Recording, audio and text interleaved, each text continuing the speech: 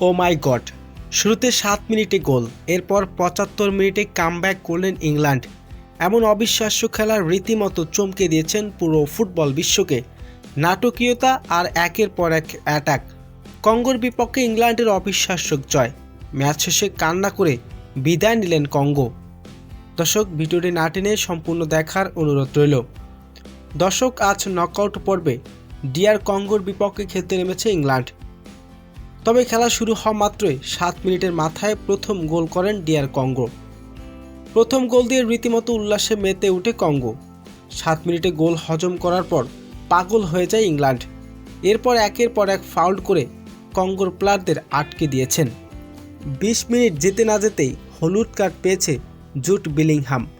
DR Congo 1-0 ব্যবধানে এগিয়ে যায় ইংল্যান্ডের বিপক্ষে। তবে একের পর এক গোলের সুযোগ তৈরি হলেও ইংল্যান্ড কঙ্গোর বিপক্ষে জালে বল পাঠাতে ব্যর্থ হয়। তবে অন্যদিকে কঙ্গো একের পর এক অ্যাটাক করেন। তবে এদিন কঙ্গোর গোলরক্ষক ছিলেন দুর্দান্ত। ইংল্যান্ডের একের পর এক অ্যাটাক দেয়াল হয়ে যেন আটকে দিয়েছেন তিনি। এরপর প্রথম অর্ধে 1-0 ব্যবধানে পিছিয়ে যায় ইংল্যান্ড। এরপর দ্বিতীয় অর্ধে খেলা শুরু হওয়া মাত্রই শুরু থেকে অ্যাটাক করতে থাকেন ইংল্যান্ড। এরপর ম্যাচের 75তম মিনিটে আবারও কামব্যাক করেন ইংল্যান্ড।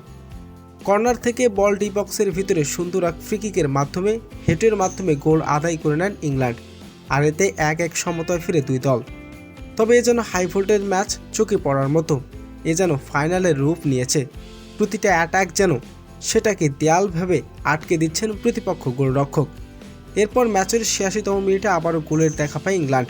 ইংল্যান্ডের অধিনায়কের সুন্দর এক ফ্রিকিকের মাধ্যমে কঙ্গোর জালে বল পাঠায়। আর এতে 2-1 ব্যবধানে জয়লাভ করেন ইংল্যান্ড। রাউন্ড অফ 32 থেকে বিদায় নেন কঙ্গো, আর রাউন্ড অফ 16 নিশ্চিত করে নেন ইংল্যান্ড। অবিশ্বাস্য জয়, অকল্পনীয়। তবে শেষে ম্যাচটা ছিল কিন্তু অসাধারণ।